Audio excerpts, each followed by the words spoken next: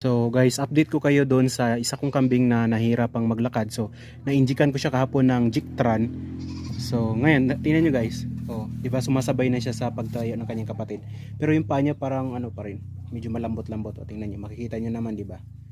Oh, 'di ba?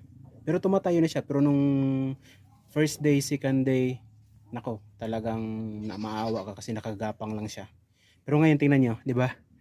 Tumatayo na siya kahit medyo malambot pa yung paa niya na nag-aano pa yung joint niya ba. Pero at least tumatayo na. O tingnan mo, 'di ba? Natutupi na niya, ganyan. Pero nung una nakadapa lang yan, straight yung paa niya sa likod. Pero ngayon at least kahit papaano nakakaano na sa nanay. Tapos yung isa, okay naman. Yan. Sundan siya.